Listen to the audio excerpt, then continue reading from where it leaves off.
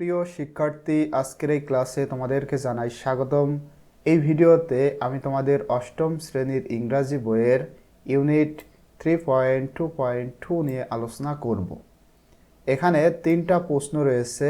এই তিনটা প্রশ্নের উত্তর কিভাবে তোমরা করবে সেটা ইনশাল্লাহ আমি দেখাবো। এই তিনটা প্রশ্ন আমি বাংলা সহ এদের উত্তরটা এখানে লিখে রেখেছি। এখান থেকে ইনশাল্লাহ তোমরা বুঝতে পারবে।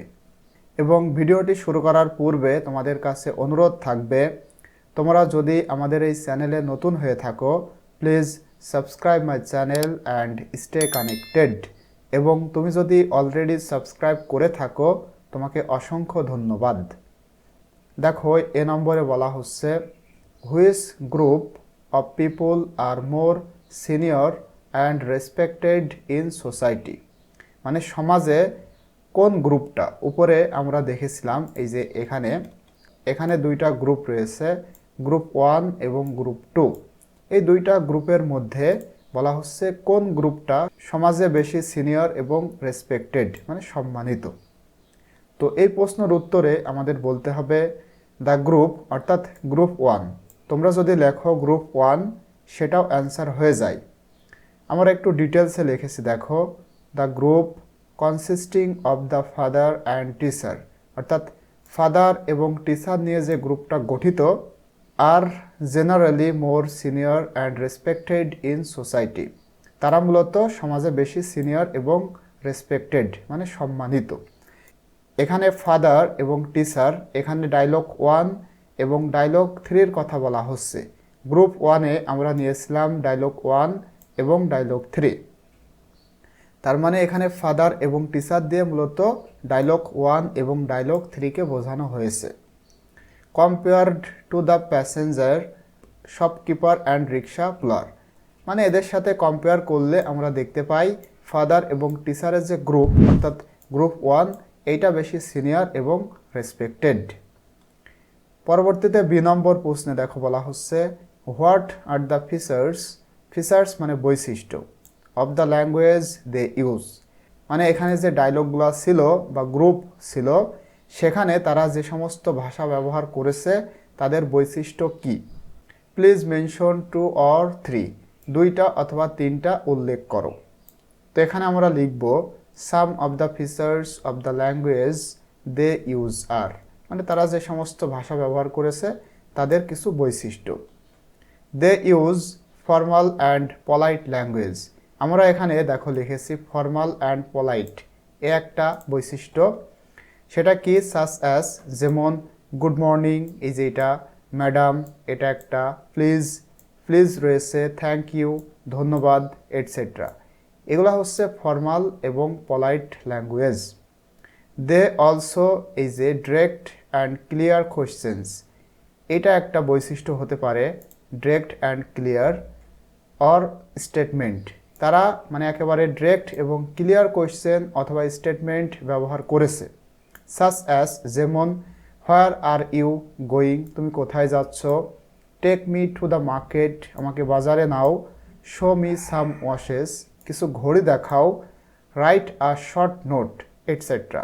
মানে এই সমস্ত কথাগুলা ডিরেক্ট এবং ক্লিয়ার কোয়েশ্চেন। তাহলে ডিরেক্ট এবং ক্লিয়ার এটাও একটা বৈশিষ্ট্য। ফাইনালি দেখো লিখেছি, দে ইউজ ইম্পারেটিভ সেন্টেন্সেস, তারা এখানে ইম্পারেটিভ সেন্টেন্স ব্যবহার করেছে, এটাও এই ডায়লগগুলোর একটি বৈশিষ্ট্য। To give commands and request, মানে আদেশ, কমান্ড এবং রিকোয়েস্ট দেওয়ার জন্য তারা ইম্পারেটিভ সেন্টেন্স ব্যবহার করেছে। সাচ অ্যাজ, যেমন তারা ব্যবহার করেছে sit down, come back early, let's go, tell me about your budget, etcetera. এইগুলা মূলত ইম্পারেটিভ সেন্টেন্স তারা এখানে ব্যবহার করেছে। আমি দেখো এই যে উত্তরগুলার বাংলাটা লিখে দিয়েছি যেন তোমরা সহজে বুঝতে পারো। এখানে এ নম্বরেরও মানে বাংলাটা আমি লিখে দিয়েছিলাম। অবশ্যই তোমরা যদি বুঝতে না পারো বাংলাটা একটু পড়ে নিবে। এরপরে দেখো সি নম্বর প্রশ্নে বলা হচ্ছে, ডু ইউ থিঙ্ক, তুমি কি মনে করো, দ্যাট যে the choice of words in sentences, মানে বাক্যে ওয়ার্ড পছন্দ করা, অ্যান্ড এবং the way someone speaks during a conversation, এবং কোনো একটি কথোপকথনে যখন কেউ কথা বলে সেই কথাগুলা ডিটারমাইন্স অর ডেমনস্ট্রেটস মানে নির্দেশ করা, সেই কথাগুলা নির্দেশ করে his or her position or status in that particular situation, তার নির্দিষ্ট যে অবস্থান রয়েছে সেই অবস্থানের পজিশন, অবস্থান এবং স্ট্যাটাস এইটা নির্দেশ করে। তুমি কি মনে করো? ইফ ইয়েস, যদি মনে করে থাকো, এক্সপ্লেইন উইথ অ্যান এক্সাম্পল, উদাহরণের সাথে সেটা ব্যাখ্যা করো। তো এই প্রশ্নের উত্তরে আমরা লিখব, এখানে বাংলাটা লেখা রয়েছে, অবশ্যই তোমরা একটু পড়ে নিবে, তাহলে প্রশ্নটা আরও ভালো বুঝতে পারবে। উত্তরে দেখো, ইয়েস আই থিঙ্ক দ্যাট, তার মানে আমি মনে করি। ফর এক্সাম্পল, উদাহরণ দেখো, ইন ডায়লগ 2, এখানে আমি ডায়লগ 2 এর উদাহরণ দিয়েছি। The passenger uses the word hey, এই যে ওইখানে ডায়লগ 2 এ প্যাসেঞ্জার তিনি ব্যবহার করেছেন হেই শব্দ, to get the attention of the rickshaw puller, rickshaw পুলারের মনোযোগ পেতে তিনি হেই শব্দটা ব্যবহার করেছেন।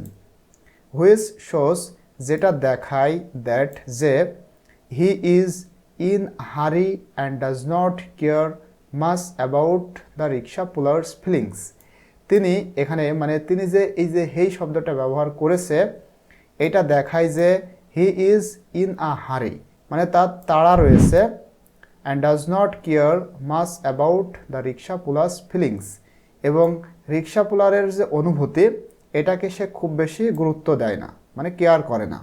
The rickshaw puller on the other hand, এবং অন্যদিকে rickshaw puller uses the word sir, rickshaw puller অন্যদিকে স্যার শব্দটা ব্যবহার করেছে। টু অ্যাড্রেস দ্য প্যাসেঞ্জার, মানে প্যাসেঞ্জারকে অ্যাড্রেস করে তিনি স্যার যে শব্দ সেটা ব্যবহার করেছে। হুইচ শোজ দ্যাট, যেটা দেখায় যে হি রেসপেক্টস হিম, তিনি তাকে সম্মান করেন, অ্যান্ড ওয়ান্টস টু প্লিজ হিম, এবং তাকে তিনি আনন্দ দিতে চান, মানে তাকে খুশি করতে চান। The passenger also decides the destination and the fair, এবং প্যাসেঞ্জার তিনি আরও সিদ্ধান্ত নেন, দ্য ডেস্টিনেশন মানে কোথায় যাবেন, তার গন্তব্যর সিদ্ধান্ত তিনি নেন, অ্যান্ড দ্য ফেয়ার এবং সেটার ন্যায্য বা পারিশ্রমিক কত সেটারও সিদ্ধান্ত তিনি নেন। হুইচ শোজ দ্যাট, যেটা দেখায় যে he has more power and control over the rickshaw puller, তার অনেক বেশি মানে রিক্সা পুলারের ওপরে তার মানে পাওয়ার রয়েছে এবং তিনি তাকে কন্ট্রোল করছেন, মানে তার একটু বেশি মানে প্যাসেঞ্জারের একটু বেশি ক্ষমতা রয়েছে, এইটাও দেখায় তার এই যে সিদ্ধান্ত এইটা নেওয়ার কারণে। The rickshaw puller agrees to the passengers terms and says the rest is up to your consideration, এবং রিক্সা পুলার অ্যাগ্রিজ সম্মতি হন টু দ্য প্যাসেঞ্জার্স, প্যাসেঞ্জারের টার্মস অ্যান্ড সেস মানে তার যে কথা এটার সাথে তিনি সম্মতি পোষণ করেন এবং বলেন the rest is up to your consideration, বাকিটা আপনার বিবেচনার উপরে, এটা বলেন। আমরা কিন্তু ডায়লগে এটা দেখেছিলাম। হুইচ শোজ দ্যাট, যেটা দেখায় যে হি ইজ হাম্বল, তিনি বিনয়ী, এই হি বলতে রিক্সা পুলার, তিনি বিনয়ী অ্যান্ড গ্রেটফুল এবং কৃতজ্ঞ প্রকাশ করেন ফর দ্য প্যাসেঞ্জার্স জেনারোসিটি, প্যাসেঞ্জারের যে উদারতা সেটার উপরে তিনি কৃতজ্ঞ এবং হাম্বল প্রকাশ করেন। তাহলে এটা হচ্ছে আমাদের সি নম্বর প্রশ্নের অ্যান্সার। এখানে আমি বাংলাটা লিখে দিয়েছি, অবশ্যই তোমরা এটা একবার পড়ে নিবে, তাহলে এটা ভালো মতো বুঝতে পারবে।